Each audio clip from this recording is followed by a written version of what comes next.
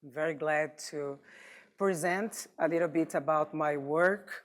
I'd like also to thank Professor Joaquim Terrones, who is my host, Professor Nilma, who is in the Portuguese department, and all of you to join us today.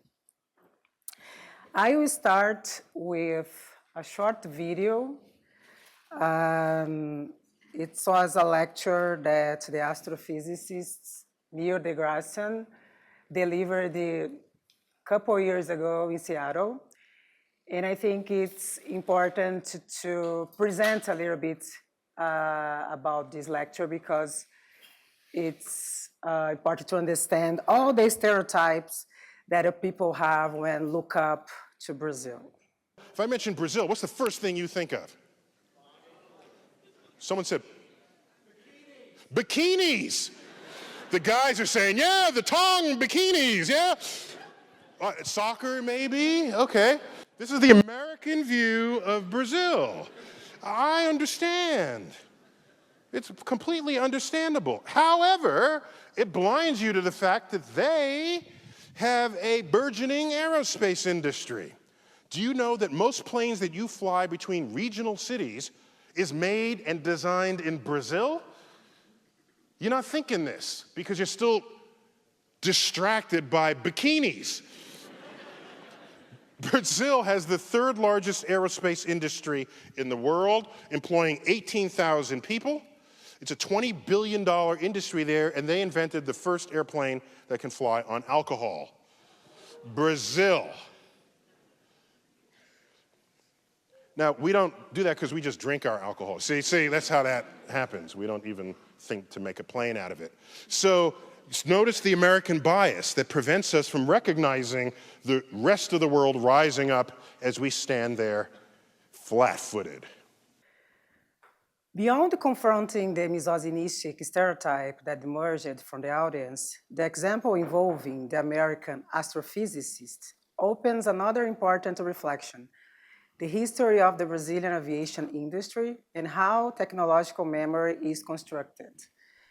In 1906, Brazilian inventor Alberto Santos Dumont made the first publicly witnessed and officially recognized flight, certified in Paris, when his 14Bs took off under its own power before a crowd. Brazil, therefore, regards him as the father of aviation. Due to Dumont's 4Bs was equipped with wheels and lifted off solely through the power of its engine without external assistance, many scholars point out he invented the airplane. The United States, however, credits the Wright brothers, who claimed to have flown in 1903 in Ohio. Those early flights were conducted privately with few witnesses and limited documentation. By 1904 and 1905, they had improved their aircraft, yet a key controversy remains. Their flyer required a catapult launch system to take off. Santos Dumont's contribution extended beyond the act of flight itself. He adopted what today could be described as an open source philosophy. He publicly released all technical specifications of his aircraft, allowing others to reproduce and improve upon his designs. This decision accelerated experimentation and democratized access to aeronautical knowledge.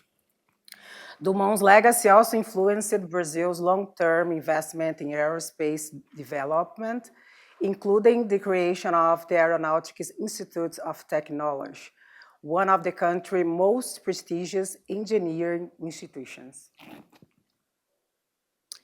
Now we'll turn into the bikinis, but we'll do so through the questions that ground the theoretical architecture of the course I'm teaching here at MIT. Questions that live in the space between airplanes and bikinis, such as, why are Brazilian women reduced to bikinis?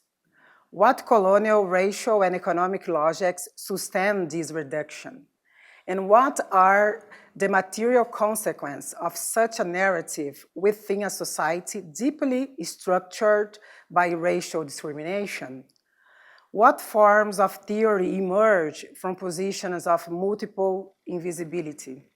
How do women who are racialized, gendered, and objectified transform these imposed locations into sites of epistemic production and resistance?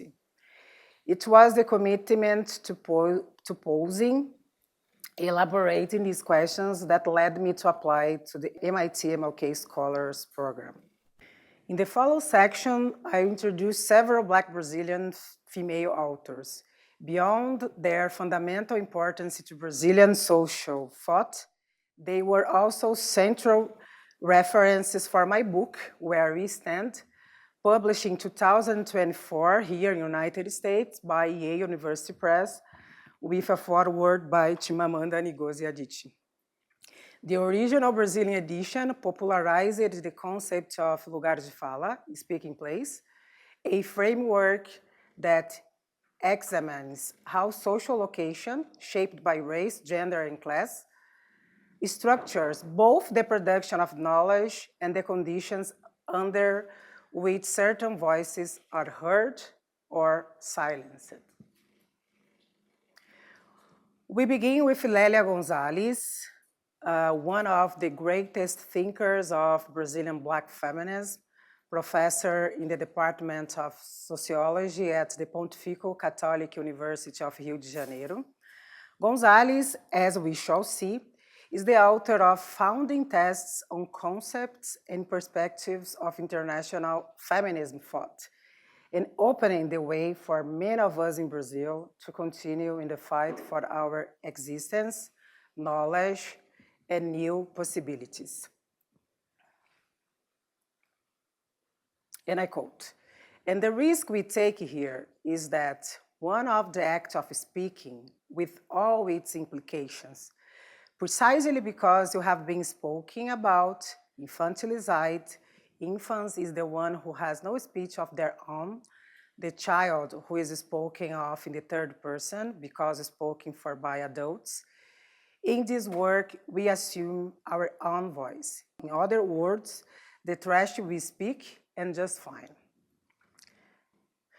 So for Lélia Gonzalez, it was very important to us as Black women to speak from our social location and to bring in our perspectives about the Brazilian society, even though historically we have put in the place of the other, in this place of the garbage, to confront the regime of authorization.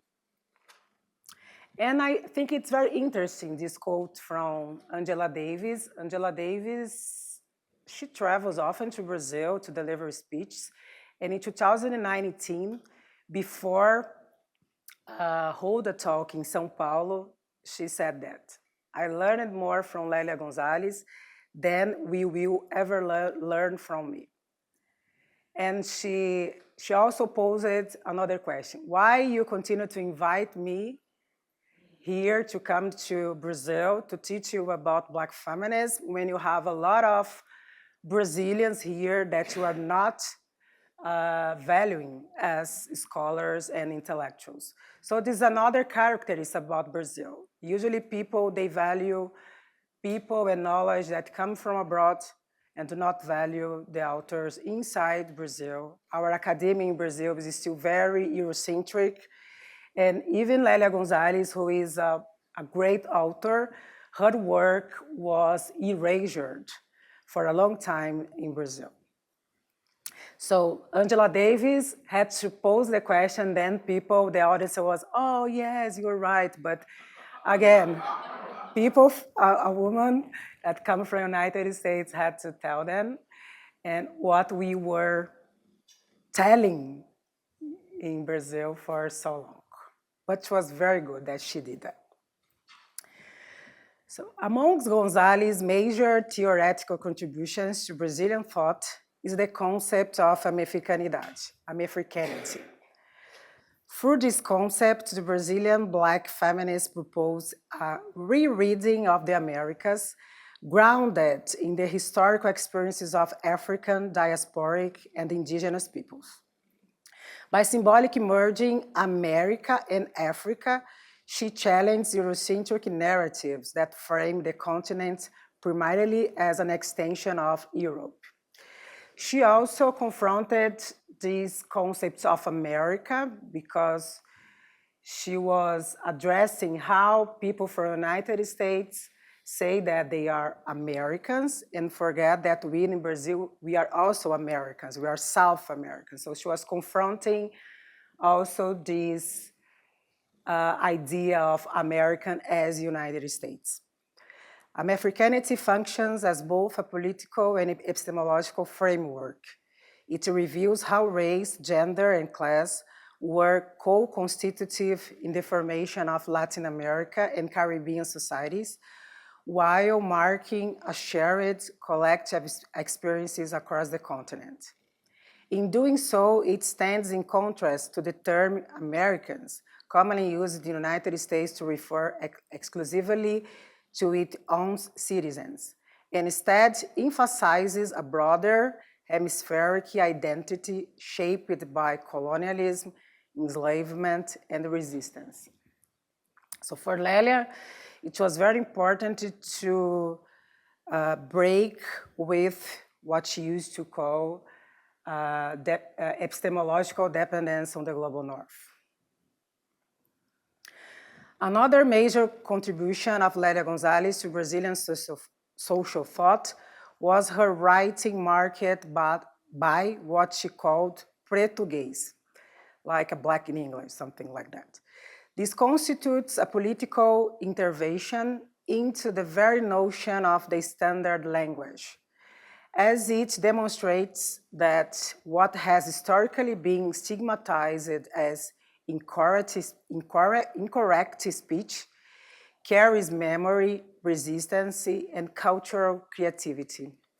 By naming and embracing Portuguese, Gonzalez exposes the profound imprint of African languages on the formation of Brazilian Portuguese and challenged the racial hierarchies embedded in linguistic norms. By incorporating Portuguese into her own academic writing, Gonzalez also honors the pioneer work of Carolina Maria de Jesus, whose writing redefined the boundaries of what counted as legitimate literature in Brazil. The impact of her diary, Quarto de Despejo, in which she records the daily life of the Canindé favela in São Paulo, was historically both nationally and internationally, selling more than 3 million copies and being translated into over 40 languages. Until today, Carolina Maria de Jesus is one of the greatest writers in Brazil, but as she was writing Portuguese, because she was a woman born in a favela in Brazil, she didn't have the chance to have formal education. And because of that, her work was discriminated in Brazil, especially from academic and scholars, because they were arguing that as she was not writing in the correct Portuguese, she couldn't be studied in academia, even though she was, until today, she is one of the famous writers that you have in Brazil. So for Lélia Gonzalez, it was very important to honor this Portuguese, to value the African and indigenous influence in the way we speak Portuguese. Because for Lélia, we are not only victims of oppression, we are also subject of resistance. We were colonized by Portugal, but our Portuguese is different from the Portuguese spoken in Portugal.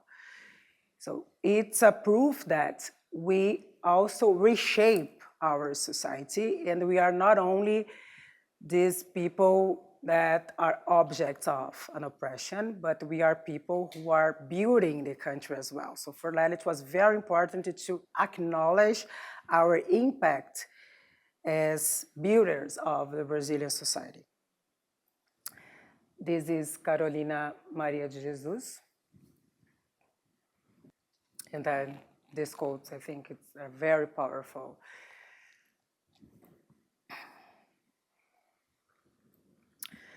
During her lifetime, González's intellectual production was scarcely recognized in proportion to the magnitude and originality of her ideas. She was producing knowledge under the repressive conditions of the Brazilian military dictatorship, while simultaneously challenging racial hierarchies within predominantly white leftist organizations. Additionally, the language barrier played a significant role. Brazil is the only country in the Americas whose official language is Portuguese, which has historically limited the circulation of its intellectual production across the continent. From her geopolitical and epistemic location, we are able to reflect on the vast field of study that remains insufficiently explored when you think about feminisms of the Global South. On Mondays and Wednesdays after this talk, I am going to teach actually, I teach my MLK course, Feminism of the Global South. The course explores the intersections of race, gender, and class through a critical engagement with feminist thought from the Global South, with particular emphasis on Black feminist traditions from Brazil. Drawing on readings, lectures, and collective discussions, students examine how marginalized voices, especially those from Latin American and African diaspora, challenge, unsettle, and expand dominant frameworks in feminist theory.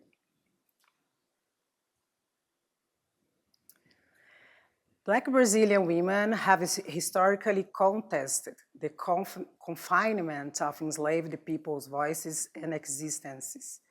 As Black subjects and as women, their mobilization unfolded not only as a struggle against racial subjugation, but also as resistance to systematic sexual violence.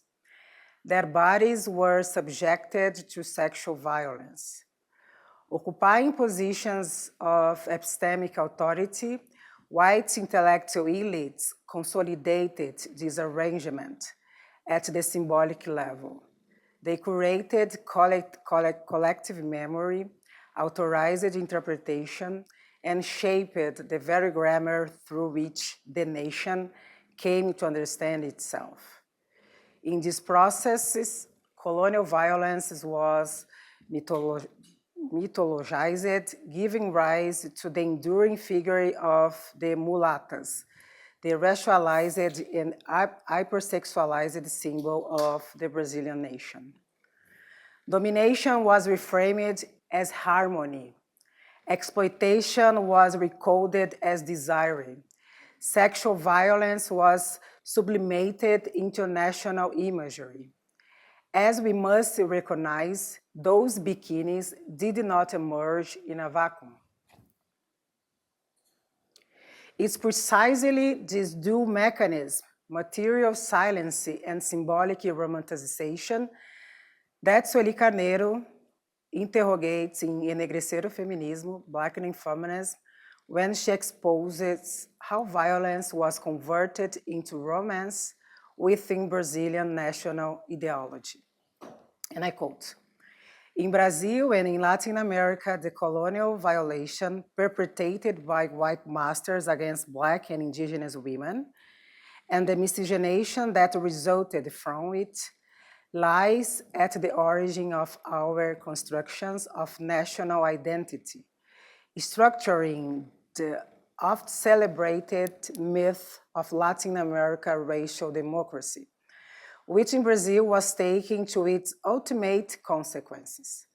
This colonial sexual violence is also the cement of all gender and racial hierarchies present in our societies, configuring what Angela Gillian defined as the great theory of semen in our national formation, through which the role of Black women is denied in the formation of national culture, inequality between men and women is eroticized, and sexual violence against Black women is converted into a romance.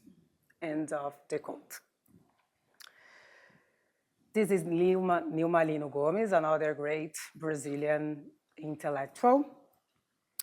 And Nilma, she explained in her work the myth of racial democracy. I don't know if all the audience is familiar with this concept in Brazil. And I quote, "The myth of racial democracy can be understood, therefore, as an ideological constructed that seeks to deny racial inequality between whites and Blacks in Brazil as a product of racism, asserting instead that these two racial groups exist in a situation of equal opportunity and equal treatment. This myth aims, on the one hand, to deny racial discrimination against Black people in Brazil, and on the other hand, to perpetuate the stereotype, prejudice, and forms of discrimination constructed around this racial group. If we follow the logic of this myth, namely that all races and all ethnicities in Brazil stand on equal social racial footing and have had the same opportunities since the nation's formation, we may be led to believe that the unequal hierarchical positions that exist among them are due to inherent incapacity of those racial groups that remain disadvantaged, such as Black and Indigenous peoples. In this way, the myth of racial democracy functions as fertile ground for the perpetuation of stereotypes about Black people, denying the existence of racism in Brazil while simultaneously reinforcing racial discrimination and inequality. End of the quote. So another great intellectual, Kabengele Munanga, who is from Congo, but he did all his academic life in Brazil, he used to say that the racism in Brazil is constructed by the denial of racism. So for a long time in Brazil, even among intellectuals, they are arguing that Brazil was not a racist country, that racism only United States or South Africa, where there was countries where there were legal apartheid. But in Brazil, we are not racist as the people in the United States. In Brazil, we are all live together. So they brought all this romantic idea on violence, on racial violence in Brazil during a long time. The work of Lélia Gonzalez, Kabengele Munanga, Nilma Lino Gomes, Sueli Carneiro were very important to confront this idea of racial democracy myth, because the imposition of this myth was deliberated. Brazil was the last country in America to end slavery. After the slavery time, there were not any kind of reparation policy for Black people. So the denial of racism was deliberated because why they were going to build public policies to confront an invisible issue. So the denial of racism in Brazil was used to keep Black people in that position of oppression while they were claiming as national symbol, carnival, samba, feijoada, everything that comes from Black culture. That's why for Lélia Gonzalez, the Brazilian society was neurotic. At the same time that they were denying the existence of racism, they were naming as national symbols things that come from the Black culture. This is Luísa Bairros, who was a very important Black feminist as well in Brazil. Reflecting on the experiencing of Black women, Luísa Bairros asserts that, and I quote, "The experience of sexist oppression is determined by the position we occupy in a matrix of domination, where race, gender, and social class intersect at different points. The experience of being a woman is socially and historically determined. I consider this formulation particularly important, not solely for the way it helps us understand different feminisms, but for how it allows us to think in terms of Black movements and the Black women's movement in Brazil. This comes from the need to give expression to varied experiences of being Black as lived through gender and of being a woman as lived through race, in a way that makes discussion of what should be the priority of Black women's movement, fight sexism or fight racism, superfluous, since these dimensions cannot be separated. From the point of view of both reflection and political action, one does not exist without the other. So Luisa Bairro, she is reflecting about standpoint theory, intersectionality, which was a concept coined by Kimberly Crenshaw in 1989, to show how it's not possible for groups who intersect oppression to think about that in isolation. So it's important to think all these structures without hierarchy because they are happening simultaneously in our society. So as Black women, the consequences of being a Black woman to coming from this social location is a specific reality due to the intersection of all these oppressions. And she's arguing that because for a long time, here in the United States and in Brazil as well, even though inside the Black liberation movement or the feminist movement, they use it to treat the category of woman or Black as a universal category. So they were confronting the imposition of the universal subject, which was the white male European man, but even inside the movement, they were posing the question, here we are Black, here we are women, but what about people who are Black and women? And what about people who are Black women and lesbian or gay and so on? So Luisa Bairro, she's very connected with the discussions brought by Patricia Hill Collins and Kimberly Crenshaw as well.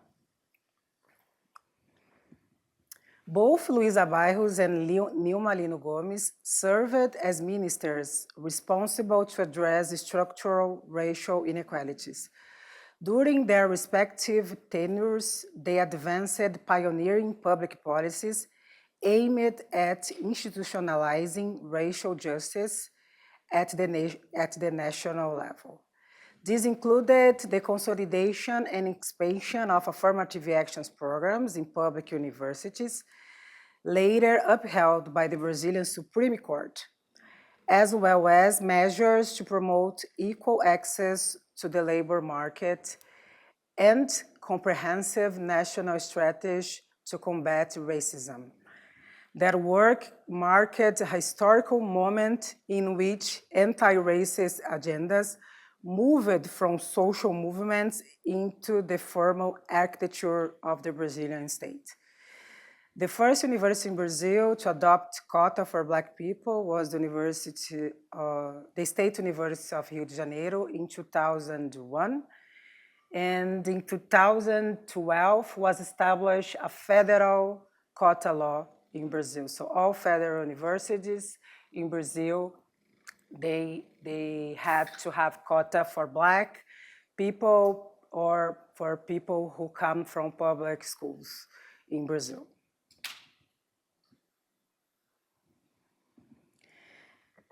Despite the importance of these intellectuals, part of a generation of Black women who produced foundational works in Brazilian society thought, such as Jurema Werneck, Zélia Amador de Deus, Edna Roland, Carla Cotireira, and Matilde Ribeiro, among many others, their work remains largely unknown in the United States. This absence is not accidental. The US publishing market translates only about 3% of its total book market, a structural limitation that restricts the circulation of Global South scholarship and reinforces asymmetries in the global production and the recognition of knowledge. So the work of Lélia Gonzalez, Sueli Carneiro, they are not available in English, even though the work of many Black feminists from the United States are very well known in Brazil right now. And the work of Angela Davis, Patricia Hill Collins, Bell Hooks, if they are popular in Brazil currently, it's because we Black feminists from Brazil, we had to push for it. So in 2015, I wrote an email to Angela Davis asking her to the rights of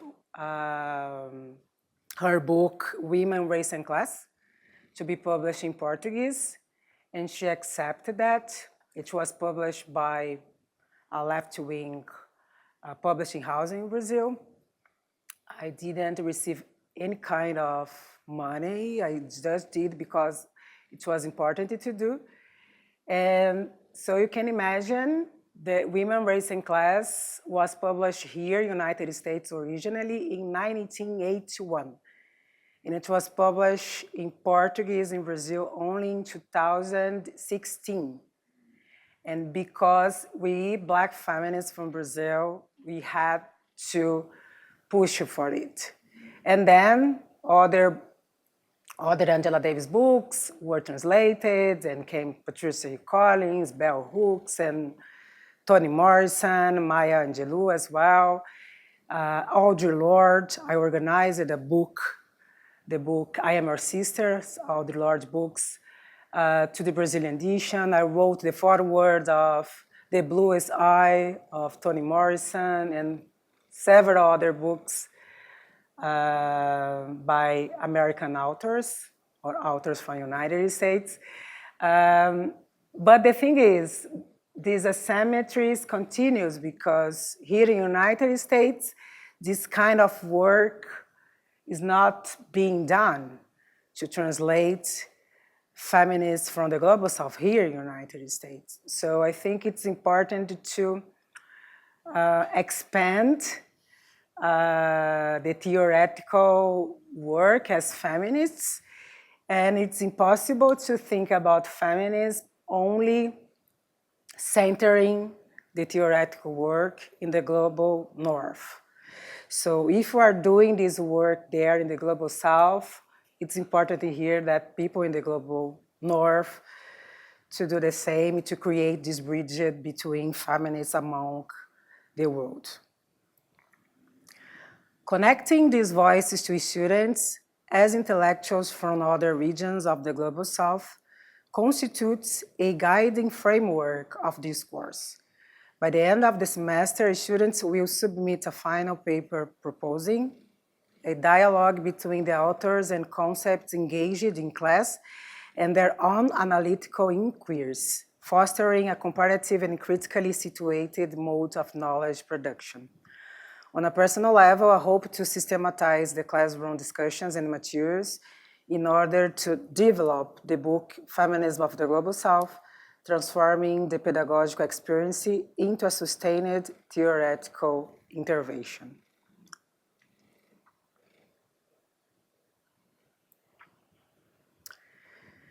So concepts such as Americanity, Português, lugar de fala, speaking place, and critiques of the myth of racial democracy expose how race, gender, and coloniality structure both society and knowledge production.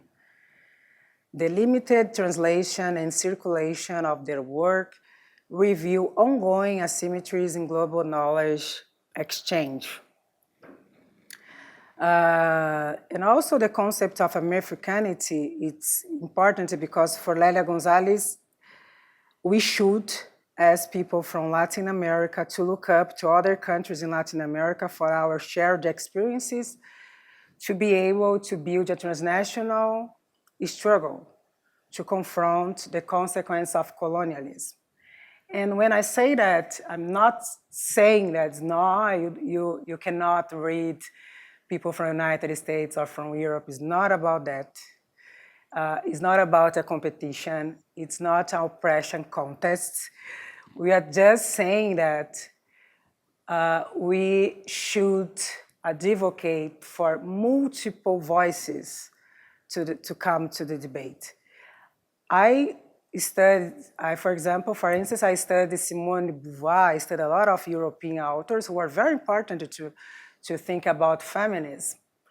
But these authors alone cannot be enough to understand all this diversity that we have in our world, in other territories outside the global north.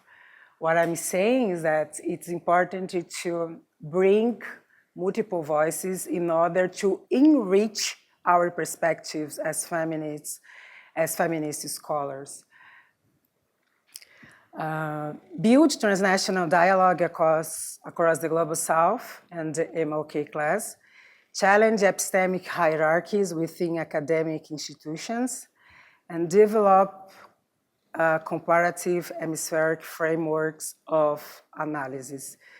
It's something that I'm doing for a long time and that I want to continue doing here at MIT. So, and to end, I'd like to quote Coretta Scott King, and to believe that we as women, as feminist scholars, how can we build bridges between us? How can we connect our theoretical work? How can we expand our visions about Brazil? Because I decided to start with that video because usually when I say to people that I am a Brazilian, their reaction is, Brazil. Oh, Brazil, samba, carnival. Yes, samba, carnival. I love samba. There's no problem with that. I love carnival. I love to parade in carnival in Rio de Janeiro. It's not the problem to say these kind of things. The problem is to fix Brazil only these kind of images. So in Brazil, there are intellectual work, there are important social movements, people who are fighting, people who are organizing themselves to confront systematic oppressions, and it's important to broaden our perspectives on Brazil, and especially about Brazilian women, and specifically about Black Brazilian women, and to reshape the way we are looking up to Brazil and how it's not only important for us as Brazilians, but it's important for everyone who wants to enrich their perspectives of what a theoretical work is. That's it. Thank you.